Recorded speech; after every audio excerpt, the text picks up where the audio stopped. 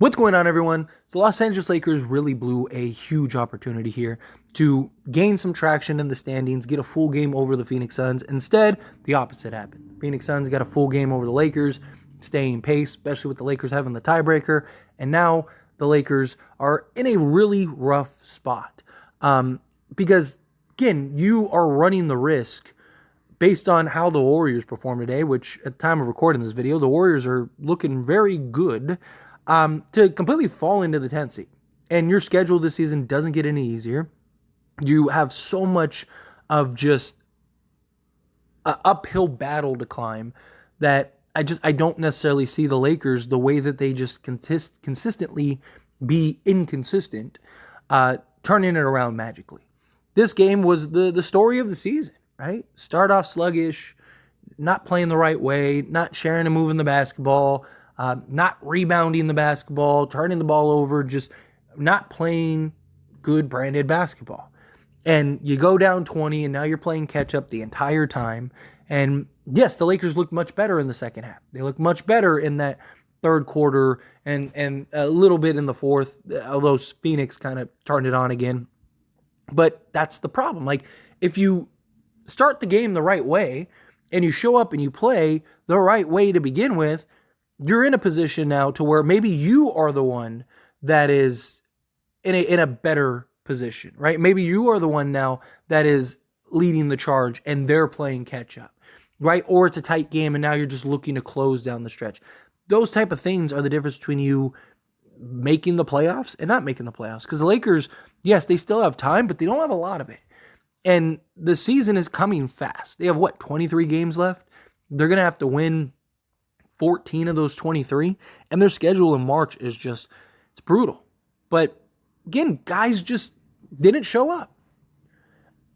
LeBron James did LeBron James things. 28-7, 12-19 from the field, 3 of 6 from 3, 1 block, 2 steals, right? He did his thing. D'Lo did his thing, right? 20 points, 3 rebounds, 7 assists, 8 of 14, 4 of 8 from the field, 1 block, 1 steal, and also was a huge, just kind of carrying us that first half. Like, really kind of just doing everything he could to keep us in the game and keep us within striking range. And yet, the first half, Anthony Davis had, 4 points. Austin Reeves struggled this game. Rui Hachimura, offensively, looked good, but defensively, he had his struggles. Same thing with Taurean Prince. I mean, obviously, they're playing and going up against Kevin Durant and Devin Booker, but they didn't have great games. Right? Kevin Durant had 22 points, 5 rebounds, 7 assists, but he was 7 of 20 from the field and 2 of 8 from 3. It's not a Kevin Durant game. He had 22 points, but he was incredibly inefficient. Devin Booker, 21, 3 and 9. But he was 8 of 18 from the field and 1 of 4 from 3. Again, not an incredibly efficient game by Devin Booker. It was everyone else. Grayson Allen, 24 points. Royce O'Neal, 20 points. Nurkic, 18 points. Bol, 11 points. I mean, you had almost all 5 starters put up 20. The only one that didn't put up 20 was Nurkic, and he was 2 points shy. Not winning many games that way. I posted a community post earlier, right? It was like during the second quarter or whatever, and I said it was abundantly clear. One team is playing the right way, one team isn't. One team is out there sharing the basketball, moving the basketball. You saw that the Phoenix Suns had finished the game with 32 assists. They had 20 assists in the first half. Playing the right way, sharing the basketball, moving the basketball, taking care of the basketball, finding good shots, passing up good shots to get even better shots, working the inside-out game, hustling, rebounds, right? We got out-rebounded 51-34. They out-rebounded us 14-3 in the offensive rebound department. The Phoenix Suns had almost half the amount of offensive rebounds as we had total rebounds. You're not winning many, if any, games that way. The fact that this game was as close as it was surprising in and of itself. It's the lack of consistency from guys, right? Not so much Anthony Davis. Like, Anthony Davis, he picked it up in the second half, which is great. He finished 22-14, 11 of 17 from the field, two blocks, 3 steals. And I'm not going to get too heavy on AD because he's had an incredible season. But it's just in general. It's like, it's as a team, just always seems like there's two guys that show up and play big, maybe three guys that show up and play big, and then everyone else just is kind of there, just kind of out there, right? Another big thing that drives me crazy is Spencer Dinwiddie. Not Dinwiddie himself, but his role. Like, what are we doing with Spencer Dinwiddie? I see so many people going in on Spencer right now, and I can't get behind that. Like, Spencer Dinwiddie's entire presence out there is him standing in the corner as a three-point shooter. That's not his game. He's not a 3-and-D player. You brought him in to fix a big, major gaping hole that the Lakers have, which is playmaking off the bench and athleticism at the guard position. And yet we are utilizing him as if he is a three out on the perimeter and just strictly, like, we're using him as if he's like a Royce O'Neal rather than utilizing him as like a Spencer Dinwiddie. It's simple. D'Lo goes to the bench. You bring in Spencer Dinwiddie. Spencer Dinwiddie plays the D'Angelo Russell role. I don't understand why this is such a hard concept for the Lakers. Like, to me, that's Darvin Ham. Darvin Ham's job as the coach is to get guys familiar, get guys understanding the position. I'm not saying that you can't ever just leave them in the corner. That's fine. But, I mean, he played 23 minutes, and in all 23 minutes, that was his role, basically just standing in the corner. Put the ball in his hands and let him make some plays. Him just standing out there, he still gave you 2 assists and 3 points. Imagine what he could do. He's had a game where he gave you, what was it, like 10-6 or whatever, 10-4? And that was him again, just kind of standing out there in the corner. Imagine what he could do if you actually gave him a real role. Imagine what he could do if he was actually allowed to play the game of basketball. It is so infuriating.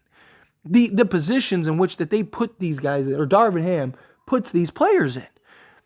Right? Like, the whole idea of getting Spencer Dinwiddie is for when Austin Reeves has a game like this and he goes 5 of 12 from the field and 2 of 7 from 3 and he has a rough game and he can't really get it done on the defensive side and he is having just costly turnovers and he just doesn't look great. Well, you have Spencer Dinwiddie. Spencer Dinwiddie, plug in, he could be that fourth guy. He could go get you, 15 to 20 points. But instead, we're just utilizing him as like this guy that's just out there. We're utilizing him as if he's Taurean Prince, and he's not, right? I mean, Taurean Prince at least is a 3-and-D guy, not so much emphasis on the D, but I mean, he is a guy that can knock down threes, and that's the role that he's supposed to play, but he's just not getting that proper, Dinwiddie that is, not getting the proper role, in my opinion, and I'm hoping it comes around, but we're 5 games in. You would think you'd see some resemblance of like what he's supposed to do, of what his role is on this team. So far, the only thing I've seen is his role is just stand in the corner and do nothing and wait for somebody to come make a play and get you the basketball. And that is so frustrating. So frustrating. But look, it's not over till it's over, right? Again, this loss hurts mightily. Lakers got to pick it up. Now, you have to go beat the Clippers. You have to. I said I needed the Lakers to go 3-2 minimum on this 5-game stretch post All-Star break. You beat the Spurs. You should beat the Wizards. I said you got to beat the Suns or the Clippers. I was hoping it was going to be the Suns because, that's the team we're chasing in the standings. We're not going to catch the Clippers. So if I had to choose between one of these games, I would have preferred it. We beat the Suns and lose to the Clippers. But now, guess what? The Lakers made the decision for us. Lakers lost to the Phoenix Suns, and now you have to go play the Clippers, and you have to beat the Clippers. We can't be going on these two-game losing streaks, because the problem is like, okay, let's say you lose to the Clippers, now you play the Wizards. Cool, you get the ship right on the Wizards, but then you got the Nuggets, the Thunder, the Kings, who you, again, have to beat. The Bucks, the Timberwolves, and the Kings again, who you have to beat. It's just, again, there's still time, but we're running out of it. We're running out of it fast. Reeves has to be better. I know he had a stretch where he looked really good and he looked like Austin Reeves, but he's done that all season. He'll have, a 3, 4, 5 game stretch, and then he'll have a couple games where he's just pedestrian. And I think a lot of it is just the role that he's playing. Personally, I still am a fan of him coming off the bench. I just think you change the starting lineup, bring Reeves off the bench, have Dinwiddie and Reeves as your, sixth and seventh man off the bench. I think you're talking about one of, if not the best, backup backcourts in the league with Dinwiddie and Reeves, if they're allowed to play the role that they're allowed to play. And Austin Reeves gets to just be the shooting guard and score and be more effective against bench units rather than starting units. And he's not getting targeted as much out there. I don't know. The Lakers got to figure something out because it's looking more and more likely that we're going to end up being the 10th seed. The Warriors are just continue to play good basketball, continue to win. They're climbing the rankings. They have the 25th easiest schedule the rest of the way. The Lakers are 3 games out of the Kings and the Mavs for the 7th and 8th seed. We're now 3.5 games out of the Phoenix Suns, 4 games out of the Pelicans. It's not where we want to be. We're banking on other teams to just fall apart, and you can't count on that. You just can't. You got to do your part. You got to win your games. You got to make sure, right? Like teams are going to lose. Lakers are going to lose games. That's fine, but it's the way that they keep losing games. It's the way that they've looked in. And now you've lost 2 out of your last 3 games. Not a good way to start right now when we needed to win 2 out of our last 3 and go for 3 out of our 5 or 4 out of our next 6 or whatever. It's frustrating. But anyway, as always, this is a discussion. Pass a question on you. Let me know your thoughts and opinions down in the comments below. What do you think? What do you make of this game? What did you make of the Lakers? Still believe in the Lakers? Still have faith in the Lakers? I do still have faith in the Lakers. Still think, until the wheels fall off, I'm riding with them. But it's like I said, it's looking bleak. It's looking very bleak, very tough. But anyway, how you feel, whatever your thoughts are, I would love to hear it. So let me know down in the comments below.